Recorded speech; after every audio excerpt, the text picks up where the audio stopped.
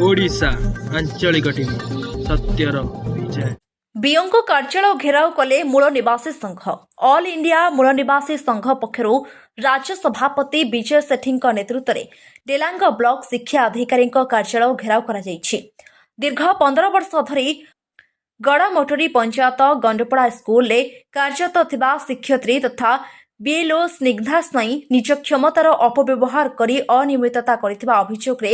मूल निवासी संघ पक्षर शताधिक महिला संघ कर्मकर्ता अभिभावक और छात्रछात्री डेलांग बीओं कार्यालय सम्मुखें प्रतिवाद सभा एसबू अनियमितता बाबद लिखित भाव पिपिली एसडीपीओ जरिया भिजिलांस विभाग डीजी उद्देश्य प्रदान करथिले। ए बाबद एक उच्चस्तरीय तदंत कर दोषी विरोध में एससी एसटी एक्ट अनुसार मामला रुजु करने को दावी करिसेंती संघर सभापति और संपादिका। डेलांगरू सिद्धांत बलवंत राय रिपोर्ट ओडिशा आंचलिक टीवी। सर डेलांग ब्लॉक मोटरी पंचायत गंडपड़ा प्राथमिक स्कूल जो दाबी रही जो अभियोग रही आपन को अवगत कर कौन आप पदक्षेप नौ आज आसिक पहुँचती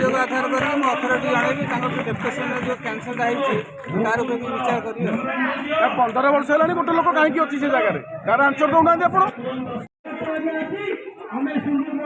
आज शिक्षा अधिकारी कार्यालय घर कौन कारण रही मुख्य समस्या कौन रही आज विशेष भाव में गंडपड़ा ग्रामर समस्त ग्रामवासी समस्त शिक्षाप्रेमी आउ महिला पुरुष निर्विशेष समस्ते आज डेलांग ब्लॉक शिक्षा अधिकारी कार्यालय सम्मुखें आज धारणा देते से जो दाबी गुड़िक उपस्थापित कर शिक्षयित्री संपर्क में सेठी मध्याह्न भोजन हेरफेर संपर्क में आउ से स्कूल परिचालनागत जो त्रुटि अच्छी से संपर्क में जो अभियोग कर से अभियोग को विभागीय अधिकारी माने ताको समाधान कले से बाध्य होकर बीओ ऑफिस आगे धारणा देती गणतांत्रिक भाव में आउ मु सीपीआईएम लिबरेशन तरफ से गणधारणा को दृढ़ समर्थन करुच्ची आशा करुचे निश्चित भाव में बीओ तुरंत काल विलंब नक ए समस्या समाधान करेंगे नहले डेलांग एटा एक राजनैतिक